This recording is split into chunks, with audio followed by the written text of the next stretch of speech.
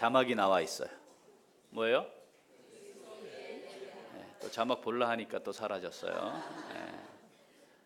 자, 그리스도께 예배하라 또는 그리스도를 향한 예배, Christ Mass, 이게 합쳐져서 만들어진 말입니다. 그러니까 크리스마스라고 하는 용어를 쓸 때 뭘 기억해야 돼요? 그리스도와 그리스도로 오신, 구세주로 오신 주님께 예배하자, 이것을 기억하지 못하고 쓰는 말은 의미 없이 쓰는 말이라 해도 틀리지 않은 거죠. 크리스마스, 그리스도께 예배하라입니다.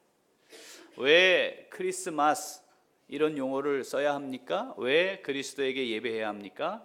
우리가 지니고 있는 해결할 수 없는 문제가 해결됐기 때문에 그렇습니다. 우리 모든 인류가 지고 있는 해결할 수 없는 문제 뭐죠? 죄의 문제입니다.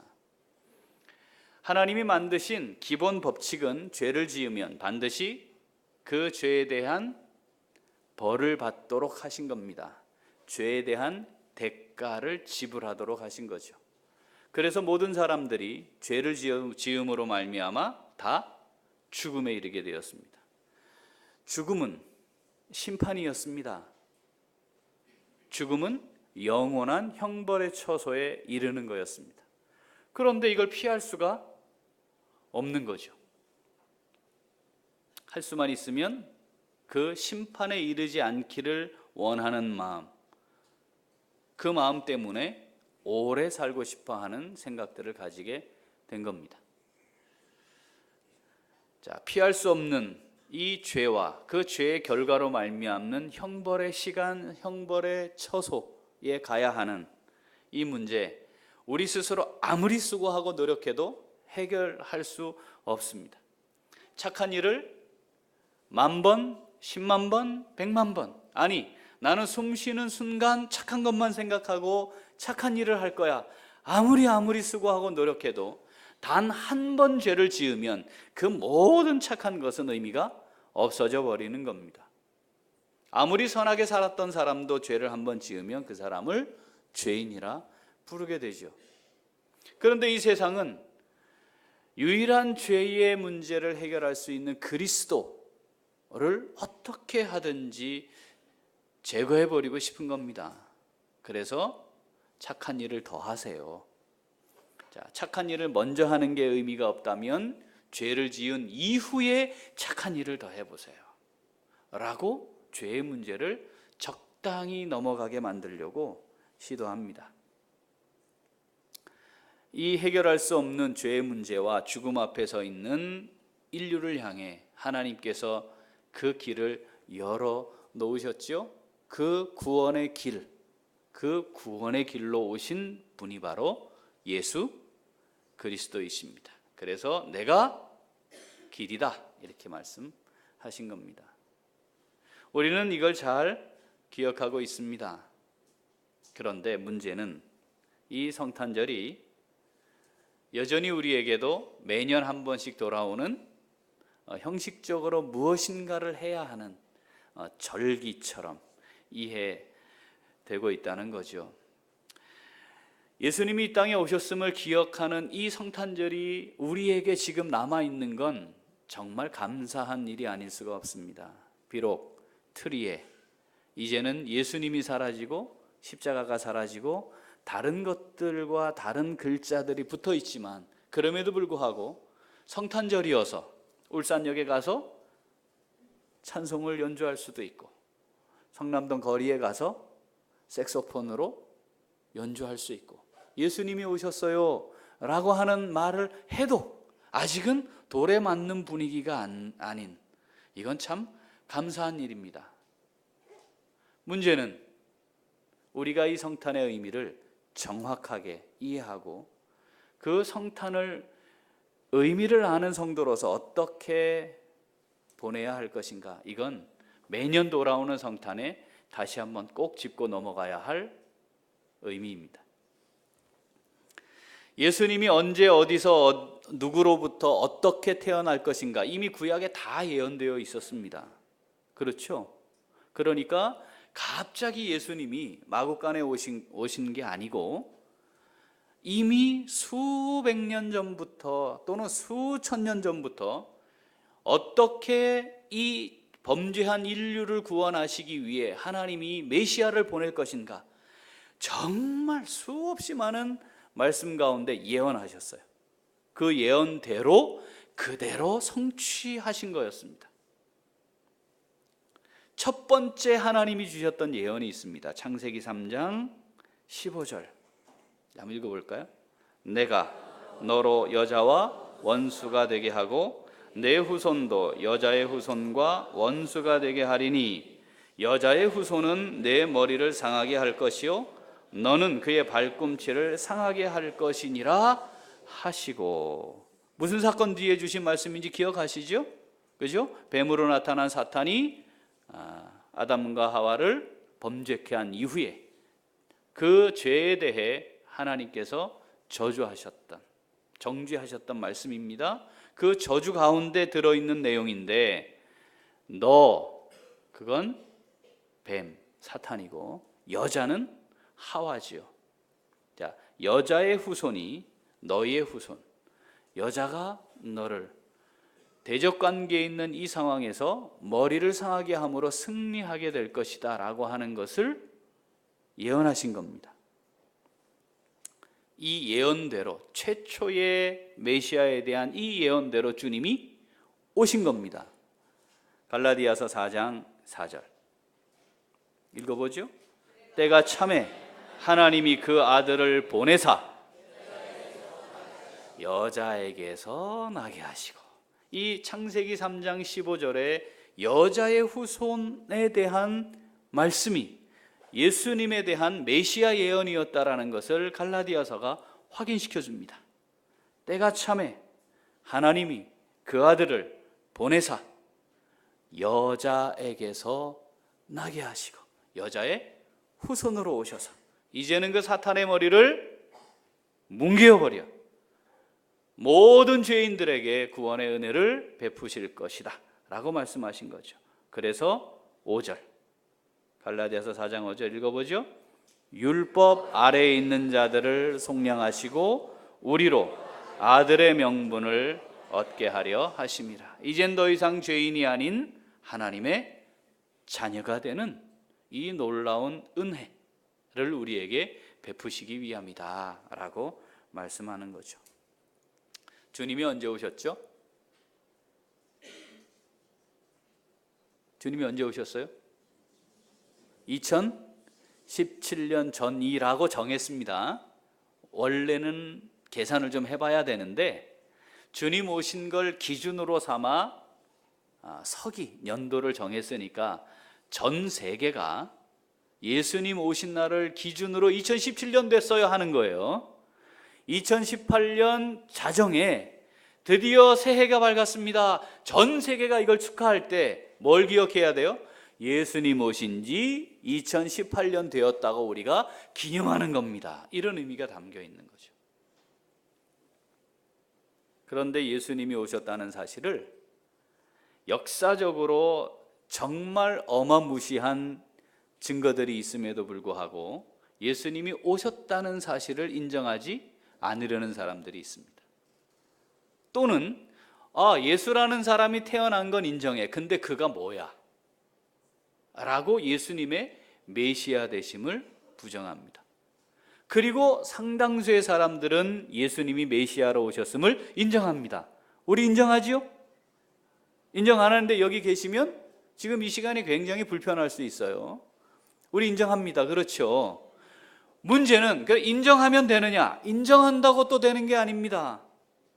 어떤 의미로 받아들이느냐가 중요합니다. 예수님이 객관적 사실로 역사적 인물로 이 세상에 오셨음을 인정해요. 그리고 그분이 메시아임도 인정해요.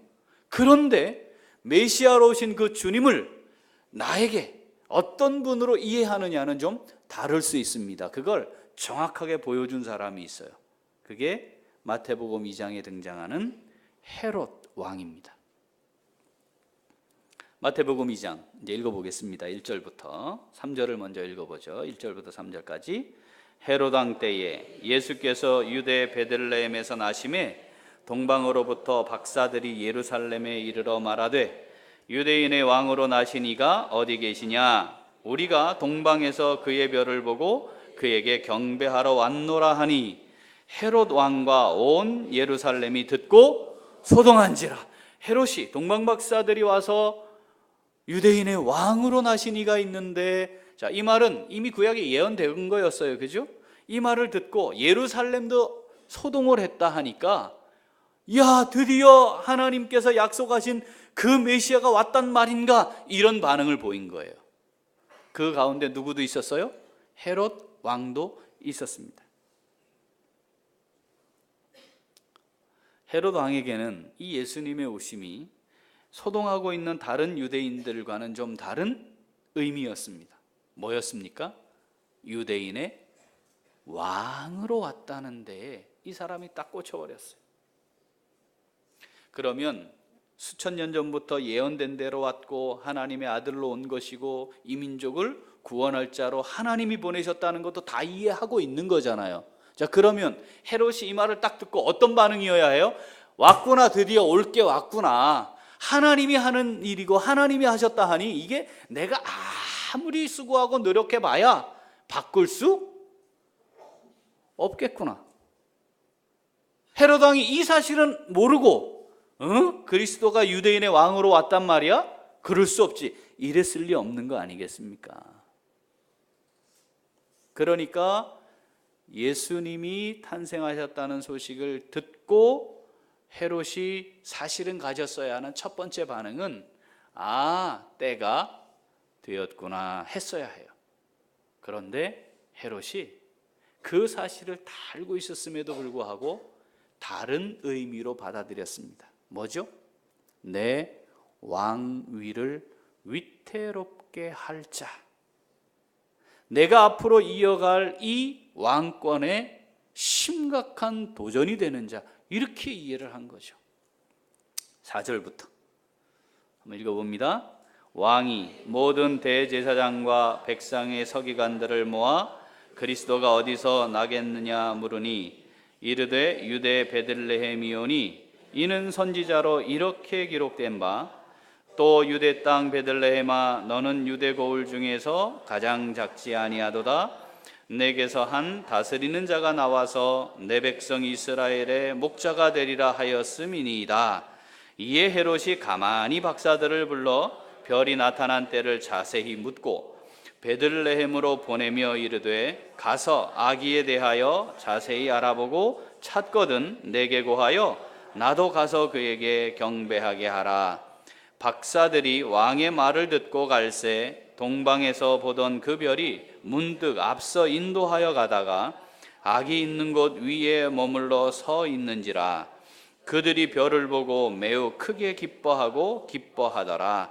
집에 들어가 아기와 그의 어머니 마리아가 함께 있는 것을 보고 엎드려 아기께 경배하고 보배합을 열어 황금과 유향과 몰약을 예물로 드리니라. 아멘.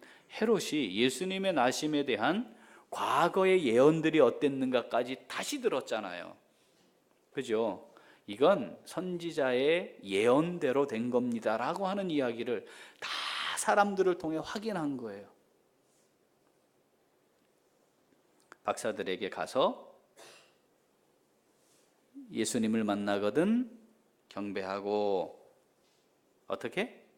나한테도 알려줘서 그를 죽일 수 있게 도와줘. 이렇게 말을 했어야 되는데 그건 감추고 어떻게 해요? 나도 그에게 경배할 수 있게 해줘 라고 말을 합니다. 참고로 동방박사들이 아기 예수님께 온 장소는 어디였죠? 아직도 마구간이면 곤란한데 마구간 아닙니다. 마구간 아닙니다. 마구간에 아기 예수에게 동방박사들이 예물을 드리는 이런 그림들은 성경을 잘 모르는 사람들이 그린 겁니다. 성경 안 읽고 그린 겁니다. 그냥 지금 마태복음 2장 11절은 이렇게 기록해요. 집에 들어가 아기와 그의 어머니 마리아가 함께 있는 것을 보고 엎드려 아기께 경배하고 어디였다고요? 집이에요. 그러니까 마국간에 있었던 것이 아니고, 그죠? 집으로 옮겨진 상태였음을 알 수 있습니다. 시차는 얼마나 났을까? 자, 그건 정확하지 않으니까 추정할 수밖에 없는데 적어도 마국간은 아니다. 자, 12절부터 또 읽습니다. 그들은 꿈에 헤롯에게로 돌아가지 말라 지시하심을 받아 다른 길로 고국에 돌아가니라. 그들이 떠난 후에 주의 사자가 요셉에게 현몽하여 이르되 헤롯이 아기를 찾아 죽이려 하니 일어나 아기와 그의 어머니를 데리고 애굽으로 피하여 내가 내게 이르기까지 거기 있으라 하시니 요셉이 일어나서 밤에 아기와 그의 어머니를 데리고 애굽으로 떠나가 헤롯이 죽기까지 거기 있었으니 이는 주께서 선지자를 통하여 말씀하신 바 애굽으로부터 내 아들을 불렀다 함을 이루려 하심이라. 이에 헤롯이 박사들에게 속은 줄 알고 심히 노하여 사람을 보내어 베들레헴과 그 모든 지경 안에 있는 사내 아이를 박사들에게 자세히 알아본 그때를 기준으로 하여 2살부터 그 아래로 다 죽이니 이에 선지자 예레미야를 통하여 말씀하신 바 라마에서 슬퍼하며 크게 통곡하는 소리가 들리니 라헬이 그 자식을 위하여 애고가는 것이라. 그가 자식이 없으므로 위로받기를 거절하였도다 함이 이루어졌느니라. 뭐까지 예언되어 있었어요? 헤롯에 의해 2살 이하의 사내 아이가 다 죽임을 당하는 것까지 예언되었고 그거 그대로 성취되었다고 기록합니다. 이 헤롯도 제정신 아닌 거죠. 전문용어로 미친놈입니다. 이게 무슨 짓입니까? 이게 뭐에 딱 꽂힌 거예요? 다 알았잖아요. 하나님이 하시는 일이다. 적어도 헤롯이 하나님이 하신 일이다, 이 사실을 딱 이해만 제대로 했어도 내가 아무리 별짓을 다 해봐도 어쩔 수 없이 받아들여야 하는 현실이구나. 게다가 수없이 많은 예언이 여기까지 성취되었으니 앞으로의 예언도 성취될 것이다. 이것만 이해했어도 하나님이 하시는 일을 내가 아무리 수고하고 노력하고 대적해봐야 나만 손해구나, 뭐 이렇게 이해를 했어야 되는데 결국 예언대로 가고 말았습니다. 예수님이, 그럼 동방박사들이 예수님이 언제 때에 왔을까? 여기를 보면 동방박사들이 돌아갔고 헤롯이 야 이거 봐라, 내가 속았네, 안 되겠다, 죽이자 그랬는데 헤롯은 유대 사람도 아니고 유대의 적대적 관계에 있는 영원한 원수인 에돔 사람입니다. 이두메. 거기다가 로마 황제가 그 지역을 다스리기 위해 로마 황제 대신으로 세운 사람이니까 이 지지 기반이 약해요. 지지 기반이. 그러니까 자기 마음대로 할 수가 없는 왕이었어요. 그런데 아이를 죽인다? 이건 엄청난 정치적 모험이 될 수 있습니다. 그죠? 그러면 아이를 죽인다고 할 때 폭을 넓게 잡겠습니까? 폭을 좁게 잡겠습니까? 힘이 있으면 넓게 잡을 수 있어요. 감당할 수 있으니까. 그런데 지금 헤롯은 그런 왕이 아니에요. 그러니까 죽이자 할 때 폭을 좁게 잡을 수밖에 없어요. 그러니까 2살 이하로 죽였다는 말은 예수님이 최대는 몇 살까지 될 수도 있다? 2살까지도 될 수 있다. 적어도 갓난 아이는 아니고, 그렇죠? 많게 본다면 2살까지. 그런데 안전하게 죽이려고 했으니까 2살까지는 아닌 그 기간이 적어도 갓난아이 이상의 수준에서 1년 정도에 이르는 그쯤에 예수님의 때가 아니었을까, 이렇게 추측할 수 있는 겁니다. 예수님이 오셨습니다. 우리도 그걸 잘 압니다. 역사적인 예수님도 이해하고 있고 예수님이 어떤 분이신지 너무나 잘 알고, 그리고 그 예수님의 오심을 인정하며 살아가기도 합니다. 그런데 여러분, 그 예수님이 내게 메시아로 나의 삶의 주인으로 오지 않으면 내가 생각하고 있는 걸 지키기 위해 이 예수님을 포기하게 되어 있습니다. 다양한 상황, 다양한 사건, 다양한 시간들이 우리에게 주어져 살아가게 될 텐데 그때 예수님이 내 삶의 주인으로 확고해지지 않으면 내가 지키고자 하는 무엇을 대신해 예수님을 거부하게 되는 겁니다. 헤롯의 모습과 다르지 않을 수 있는 거죠. 예수님의 오심의 의미, 우리가 다시 한번 확인하고 가야 할 것 같습니다. 여러분, 예수님의 오심의 의미는 나의 죄를 사하시기 위함입니다. 이 말이 우리 안에 뼈저리게 느껴지려면 분명한 전제가 하나 있어야 합니다. 내가 죄인이라는 사실입니다. 내가 죄인이라는 사실이 인정되지 않거나 그게 확인되지 않으면 이거 100번 1000번 얘기해도 감동이 없어요. 그런데 내가 정말 죄 가운데 있음을 인정하고 나의 연약함과 허물을 인정하는 사람은 잠깐 생각을 놓쳤다가도 다시 나의 죄를 사하시기 위해 오신 주님, 이 사실이 확인되면 또 다시 형언할 수 없는 은혜 가운데 거할 수 있습니다. 이 은혜를 놓치지 말아야 합니다. 아무리 좋은 것도, 아무리 좋은 음식도, 아무리 약이 되는 것도 아프다고 느끼지 않는 사람에게는 신통치 않은 겁니다. 그런데 아무리 먹기 힘든 것이라도, 정말 고통스럽게 먹어야 하는 것이라도, 너무 힘들고 어렵고 피하고 싶은 검사와 치료의 과정이 있다 하더라도 그것을 통해 지금 내가 갖고 있는 육체의 문제, 질병을 해결할 수만 있다면 그걸 받아들이는 것이 기본적인 원리입니다. 우리는 다 죄의 문제가 죽는 날까지 완벽하게 해결될 수 없는 연약한 사람들입니다. 그래서 우리 주님이 지금도 필요하고 내일도 필요하고 이 지상을 살아가는 몇십 년의 시간 잠시도 놓치지 말고 붙들어야 하는 가장 필요한 대상이라는 사실을 꼭 기억하며 살아가야 합니다. 죄가 있는 사람이라야, 인정되는 사람이라야 변호사가 필요한 법입니다. 내가 죄가 없는데 재판을 받을 일이 뭐 있으며 변호사가 왜 필요합니까?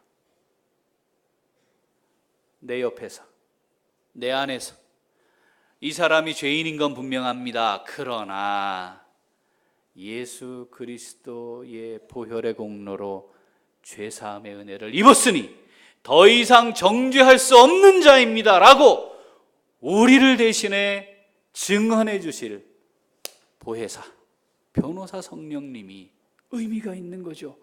내가 죄인임을 인정할 때, 그것을 인정할 때 나와 함께 하시는 보혜사 성령님의 은혜가 뭔지, 인도하심이 어떠한지를 누리며 살아갈 수 있는 것과 같은 겁니다.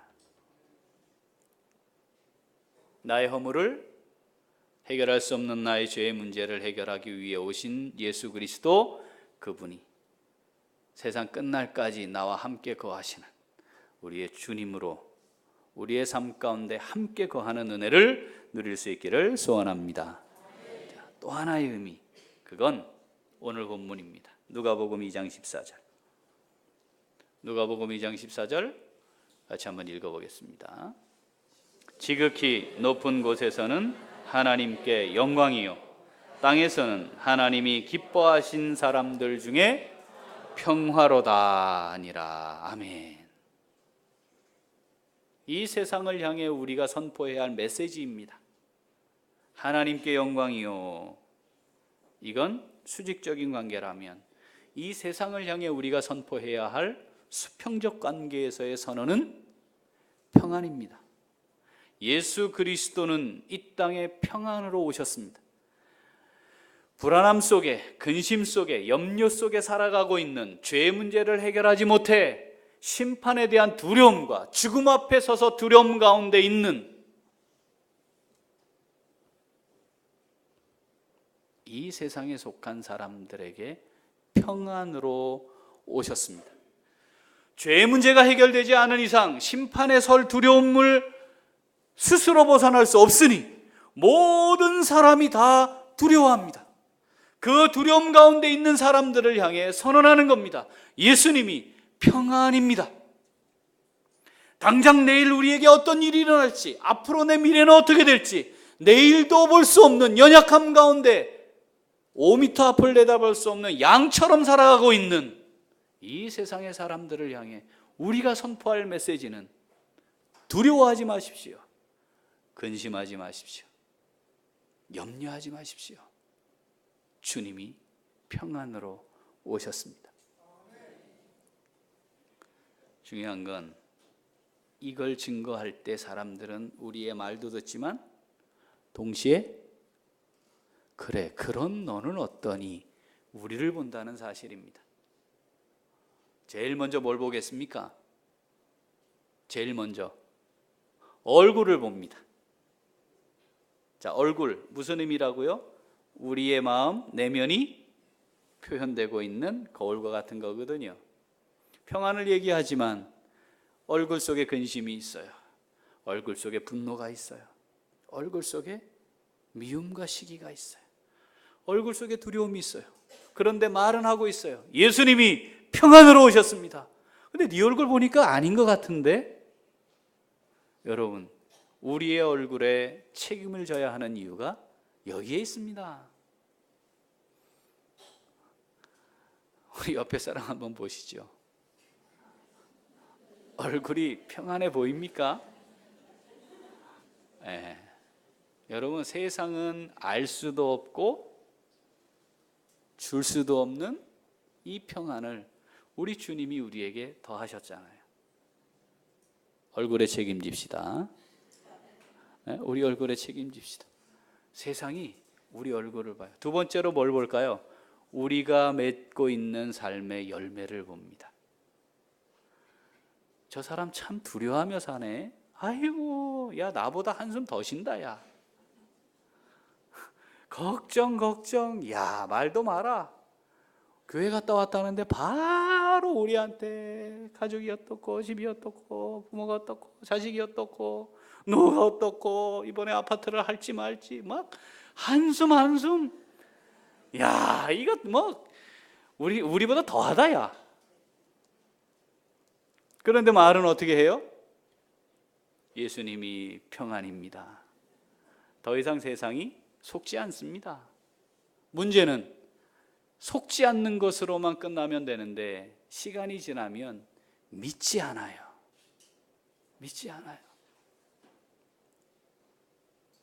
여러분, 우리 안에 참된 평안을 회복해야 합니다. 그래서 세상을 향해 평안이라고 전해야 합니다. 어제 우리 버스킹 했거든요. 출발하기 전에 함께 참여하는 분들에게 또 우리 아이들에게 그렇게 이야기했어요. 우리가 뭘 하고 있는 걸 보여주거나 연주를 하러 가는 게 아니다. 우리의 만족과 즐거움을 위해 하는 것이 아니다.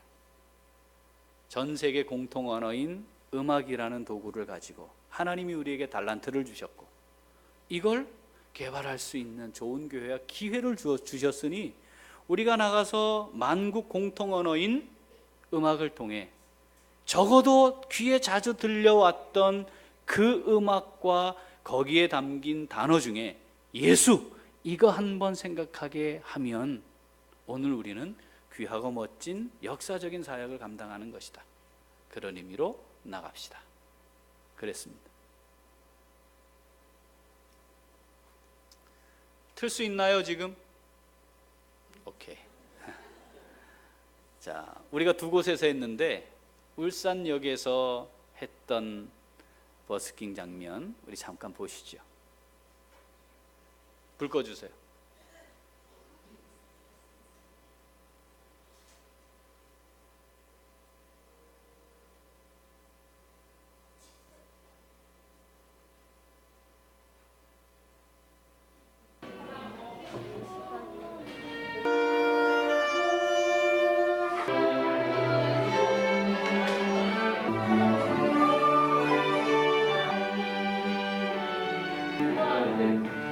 가운데 서가지고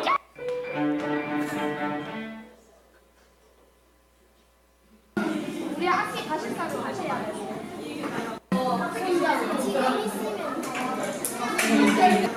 다시 해야 돼. 많이 부족하고 정말 복된 자리에 하나님 기뻐하시는 좋은 시간이 되도록 함께하여 주시옵며 예수님 이름으로 기도합니다. 아멘. 자, 출발하겠습니다.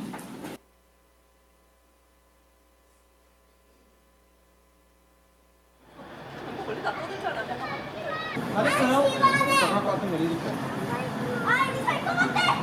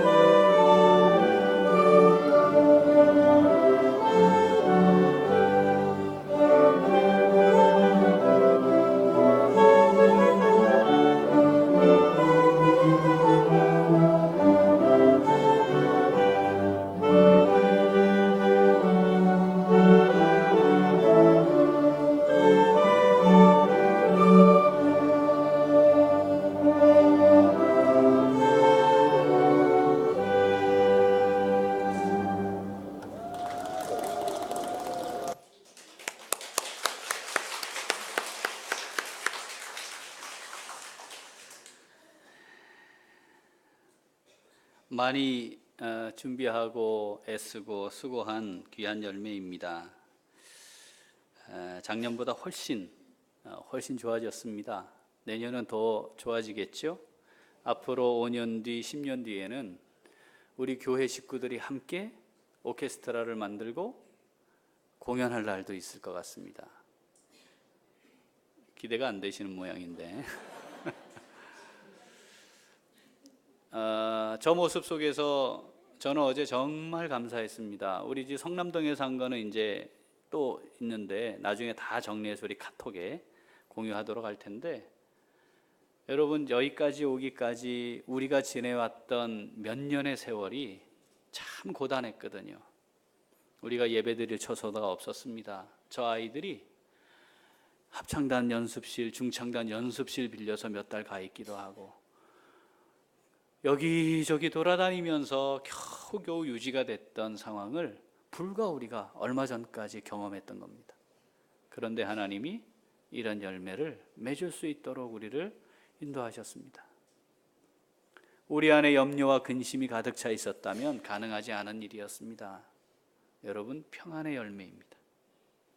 하나님이 주신 세상은 감히 상상할 수도 없는, 심지어 목사님들도 상상할 수도 없는 열매입니다.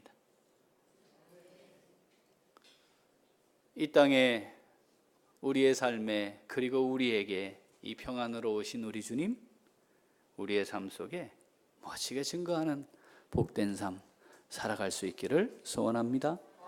빌립보서 4장 6절 7절 마지막으로 한번 읽겠습니다. 빌립보서 4장 6절 7절 읽습니다.